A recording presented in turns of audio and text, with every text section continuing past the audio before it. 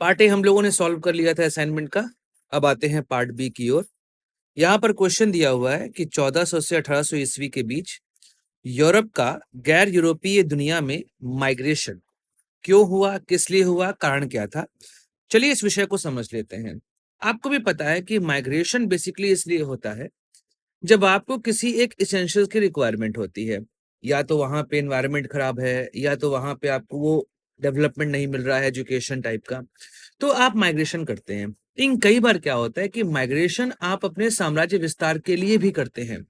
तो नई अपॉर्चुनिटी के लिए माइग्रेशन करना एक अलग कारण होता है, लेकिन अपने साम्राज्य विस्तार के लिए माइग्रेशन करना एक अलग कारण होता है।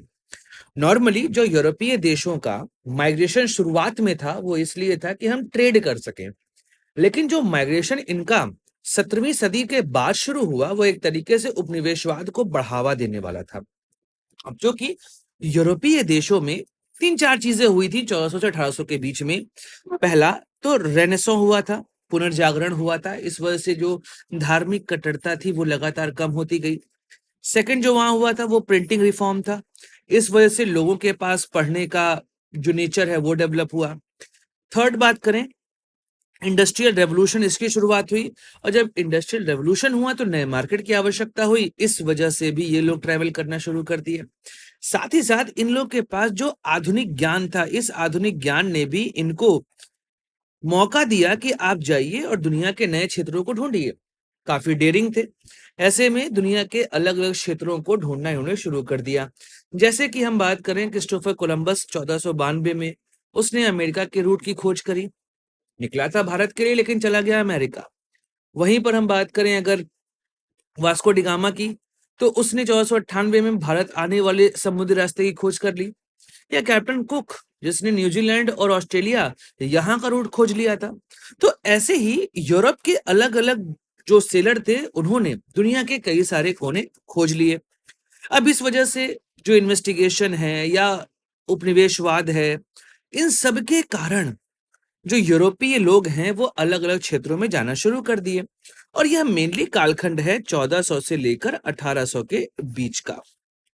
ऐसे में Europe, Africa, north America, south America, Asia, mainly हम बात करें भारत का क्षेत्र और इंडोनेशिया का क्षेत्र, उसके अलावा ऑस्ट्रेलिया, यहां पर जाने को लेकर ये बहुत ही ज्यादा एगर थे। तो पहला चीज तो यहां पर हो गया कि इकोनॉमिकल इश्यूज थे। सेकंड ये हो गया कि उनको अपना रिलीजन को प्रोपोगेट करना था। फिर उसके अलावा कि जितना बड़ा क्षेत्र हमारे पास रहेगा उतना ही ज्यादा हम पावरफुल रहेंगे, तो पॉलिटिकल रीजन भी यहां पर हो गया। And as usual technical development भी एक बहुत बड़ा कारण रहा अलग अलग क्षेत्रों में जाने का। तो यूरोप में आप देख रहे हैं कि जिस समय माइग्रेशन शुरू हुआ उसके पीछे नई खोज करना और वहां पर कोलोनाइजेशन की शुरुआत करना। ऐसे में इन्होंने एशिया, अफ्रीका, अमेरिका, यहां पर अपना इन्फ्लुएंस बढ़ाना शुरू कर दिया। कई सारे सेलर्स जो है वो अपने नेविगेशन टूर का विवरण करते थे। इसके अलावा समुद्र में जो टेक्नोलॉजिकल डेवलपमेंट इनका हुआ, ट्रेड को लेके जो इनकी बहुत लालसा थी वह भी इनको लेके गई अलग अलग क्षेत्रों में। रिलीजियस मतलब रिलीजन को प्रोपोगेट करना है, ये भी एक कारण था। और उपनिवेश की स्थापना, जिससे कि यूरोप में हम बाहरी देशों की संपदाएं ला सके, यह एक बहुत यहाँ पर प्रमुख कारण था। तो ये दुनिया के नए क्षेत्रों में बसने लगे, व्यापार करने लगे और उपनिवेश की स्थापना करने लगे। पहले समझते हैं कारण। तो पहला कारण तो आर्थिक है। बिना पैसे के संसार में कुछ नहीं होता, भूखे पेट भजन नहीं होते। एक बार पेट की क्षुधा शांत हो गई, उसके बाद आप सारी खोजें करने को तैयार रहते हैं। मैं दुनिया में हमेशा कहता हूं केवल कबीर एकमात्र ऐसे व्यक्ति थे जो फिलोसोफर थे भूखे पेट। अदरवाइज दुनिया का कोई भी फिलोसोफर भूखे पेट फिलोसोफर तो नहीं बना। कबीर, यहाँ पर कबीर एक एक्सेप्शनल आप उनको मान सकते हैं। तो एशिया में आपको पता है कि मसाले, रेशम, विलासिता की वस्तुएं और खासकर जो कपड़े हैं, इनकी इनकी मांग यूरोपीय देशों में बहुत ज्यादा थी। अब हो क्या रहा था कि जब ऑटोमन एम्पायर बना तो यूरोप का एशिया से कनेक्शन एक तरीके से ब्रेक हो गया। कि ऑटोमन एम्पायर क्या करता था, यहां से आने वालों के साथ टैक्स लेता था और इनको धमकी देता था इस्लाम में कन्वर्ट करने की। जो इस्लाम कन्वर्ट कर इस्लाम को फॉलो करेगा या उसमें कन्वर्ट होगा उसी को आगे जाने देंगे। अब सीधे तौर पर ये जो क्षेत्र है यहाँ पर बहुत ज्यादा आपको क्रूसेड्स होते दिखाई दिए, 3 क्रूसेड्स हुए थे इस क्षेत्र में। अब ऐसी स्थिति में नए मार्ग की खोज करना जरूरी पड़ गया था ट्रेडिंग के लिए। दैट्स वाई हम कोलंबस की बात करें या हम वास्को डी गामा की बात करें, इन्होंने भारत का रास्ता खोजने का प्रयास किया था। तो इन लोगों ने नए समुद्री मार्ग खोजे। अब जब इन्होंने नए समुद्री मार्ग खोज लिए तो इस वजह से क्या हुआ कि भाई भारत के साथ ये ट्रेड डेफिसिट में थे, इनके पास बहुत पैसा नहीं, तो इनको नया चाहिए। ऐसे में अमेरिका मिलने की वजह से सोने चांदी और कीमती संसाधनों की खोज वहां पर कर लिए, मैक्सिको, चिली और पेरू के आसपास। और वहां से सोने चांदी और अन्य कीमती धातु लाकर भारत को देते थे और वहां से सामान लेते थे। ये अलग बात है कि भारत को उन्होंने आगे चल के उपनिवेश बना लिया था। और भूमिहीन किसान, बेरोजगार, इनको भी नई भूमि मिलनी शुरू की। यूरोप तो बहुत बड़ा क्षेत्र है नहीं, ऐसे में जनसंख्या वृद्धि जो है वो वहां पे 17वीं सदी में बहुत तेजी से हुई थी। मतलब फ्रांस की, स्पेन की, यूके की जनसंख्या बेतहाशा बढ़ी 17वीं 18वीं शताब्दी में। दैट्स वाई इन लोगों को नई जमीन की आवश्यकता थी। इस वजह से भी इन्होंने ट्रेड रूट खोजना शुरू कर दिया और माइग्रेशन शुरू हो गया।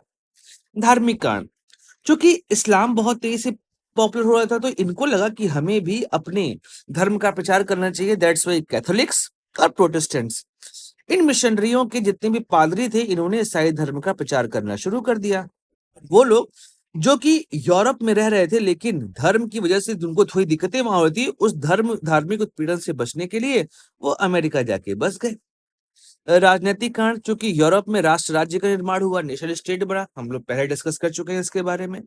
तो वहां पर स्पेन, पुर्तगाल, इंग्लैंड, फ्रांस, जर्मनी, इन सब ने उपनिवेशवाद बढ़ाने की कोशिश करी और इस प्रतिस्पर्धा ने भी माइग्रेशन को बढ़ावा दिया था।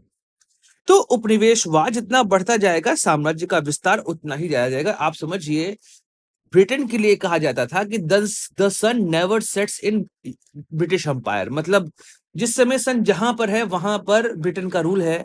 सन अगर ऑस्ट्रेलिया के ऊपर है तो वहां भी ब्रिटेन है। सन अगर इंडिया के ऊपर है तो यहाँ भी ब्रिटेन का कंट्रोल है। अफ्रीका और उसके बाद अमेरिका, मतलब जहां भी सूरज जा रहा है वहां पर यह साम्राज्य दिखाई दे रहा है। दैट्स वाई कहा जाता था कि the sun never sets in British empire. फिर तकनीकी प्रगति, कंपास, एस्ट्रोलैब मतलब चांद तारों की गणना करना, अच्छे जहाज, तोप बारूद, मानचित्र। अब आप यहाँ देखिए अल्दरीसी का, आप देखिए ये वाला जो मानचित्र है, ये अल्दरीसी का मानचित्र है, ये भारत का मानचित्र है। आपको कैसा समझ में आ रहा है? लेकिन आप अगर देखेंगे जो फ्रांसीसियों ने बनाया था यहाँ पे इंडिया का मैप, ये बहुत हद तक आपको एक्यूरेट दिखाई दे रहा है। मतलब मानचित्र बनाने को लेके जो इनके पास कला थी यूरोपियंस के पास, वो किसी और के पास नहीं थी। अल्दरीसी के मैप में उतनी क्लियरिटी आपको समझ में नहीं आ रही है।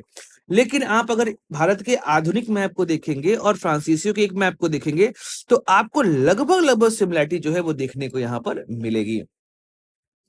अब यूरोपीय प्रवचन या माइग्रेशन का मुख्य क्षेत्र क्या था? वो था, पहला तो अमेरिका है।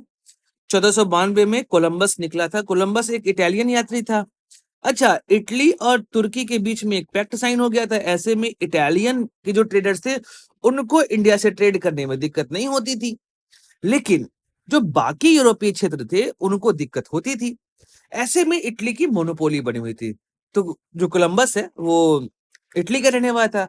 उसने जाके इटली के राजा से कहा कि हमको साहब मौका दीजिए, हम जाना चाहते हैं भारत का रूट खोजने। अब भाई इटली का एकाधिकार है, वह क्यों देगा परमिशन कोलंबस को? तो कोलंबस चला गया स्पेनिश राजा के पास। अब स्पेन उनको तो आवश्यकता थी ही, तो उन्होंने दे दिया पैसा। अच्छा, उस समय तक ये हो चुका था कि जो अर्थ है वो गोल है, ठीक है। तो इसको लगा कि भाई इधर से जाएंगे टर्की पड़ेगा, एक काम करते हैं अगर ऐसे घूम के जाएं तो भी इंडिया ही पहुंचेंगे।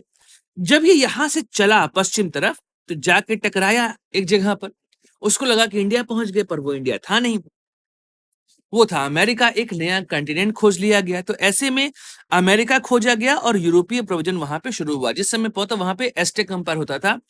तो स्पेनिश पहुंचते हैं अमेरिका, यहाँ पे फैलाया उन्होंने स्मॉल पॉक्स, और स्मॉल पॉक्स से लगभग लगभग अमेरिका के नेटिव्स जो हैं वो मर गए, और फिर वहां जाके यूरोपीय बसना शुरू कर दिया। फिर यूरोपियंस ने अफ्रीका से स्लेव ट्रेड करना शुरू कर दिया, तो स्लेव भी वहां पहुंचने लगे। दैट्स वाई जो वहां पे डार्क कलर के हैं वो सारे के सारे अफ्रीकन ओरिजिन है, और जो व्हाइट हैं वो सभी यूरोपियन ओरिजिन है। वहां कोई लोकल बचा ही नहीं है।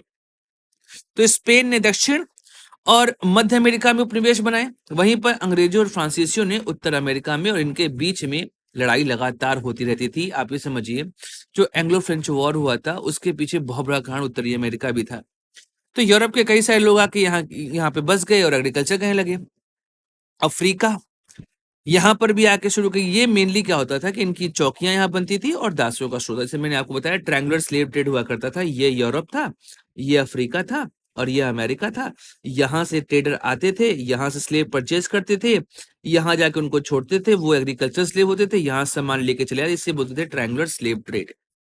तो लाखों अफ्रीकी दासों को जबरन अमेरिका ले जाया गया और इस वजह से यूरोपीय प्रवचन वो वहां पे कंट्रोल्ड हुआ, लेकिन अफ्रीका के लोगों का माइग्रेशन फोर्सफुली वहां पे बहुत बढ़ गया था।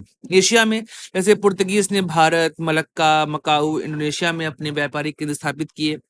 डच आए, उन्होंने भी इंडोनेशिया पे अपना कंट्रोल किया, जो कि इंडिया में वो हार गए थे, तो उन्होंने सब कुछ बेच बा दिया था अंग्रेजों के, यहाँ चले गए थे इंडोनेशिया। और बाद में तो आपको पता ही है कि यूके ने सब कुछ कंट्रोल किया था। बाद में ऑस्ट्रेलिया, न्यूजीलैंड एक तरीके से जेल के फॉर्म में इसको यूज करते थे और वहां पर भी ब्रिटिश उपनिवेश बनना शुरू हो चुका था। अच्छा, प्रव्रजन का परिणाम क्या हुआ? तो आपको भी पता है कि सबसे पहला जो फायदा होगा वो होगा सोने, चांदी, मसाले, चीनी, तंबाकू, कपास, यह यूरोप पहुंचना शुरू हुआ और वहां के लोगों की जिंदगी थोड़ी आसान होने लगी। इंडस्ट्रियल रेवोल्यूशन के लिए नए संसाधन, नए बाजार मिले और यूरोप वैश्विक व्यापार और राजनीति का केंद्र बन गया। आप ये समझिए, जब तक सेकेंड वर्ल्ड वॉर नहीं शुरू हुआ था, दुनिया की ताकत यूरोप था, लेकिन 1939 के बाद दुनिया की ताकत यूएसए बन चुका था आफ्टर 1945। तो गैर यूरोपीय समाज पर प्रभाव, जैसे कि आप देखेंगे कि अमेरिका में जो मूल निवासी रहते थे, उनको मैंने आपको बताया कि स्मॉल पॉक्स की वजह से बहुत उनको नुकसान हुआ, बहुत सारे लोग मर गए। अफ्रीका का दास व्यापार, इस वजह से जो अफ्रीकन थे वो बहुत पीड़ित होने लगे, उनकी जिंदगी एकदम बद से बदतर कर दी थी यूरोपियंस ने। एशिया में औपनिवेशिक शोषण, भारत का केस आपको पता ही है, लेकिन धीमे धीमे करके भारत ने अपने आप को आजाद करवाया और अपनी आर्थिक निर्भरता को अपने ऊपर किया, ना कि यूरोपियंस के ऊपर। यूरोपीय संस्कृति और ईसाई धर्म का प्रचार प्रसार हुआ। वैश्विक स्तर पे कोलंबियन एक्सचेंज, मतलब कोलंबिया मतलब जो आपका पूरा मध्य अमेरिका का क्षेत्र है, वहां से नए नए तरह के जो फसल है वो अन्य देशों में पहुंचने लगी। जैसे कि कद्दू, कद्दू भारत का है नहीं, कद्दू आया है कहाँ से? कोलंबिया से। कैसे? तैरते तैरते चला आया था, तो कद्दू से बीज यहाँ आया और फिर यहाँ पे कद्दू पूड़ी चालू हो गई। तो फसलों, पशुओं और बीमारियों का आदान प्रदान हुआ।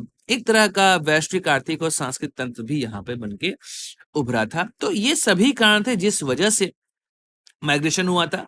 तो मेनली क्या होता था कि अपनी शक्तियों को दिखाना था, अपनी शक्ति का प्रदर्शन करना था, नए संसाधन इकट्ठा करना था।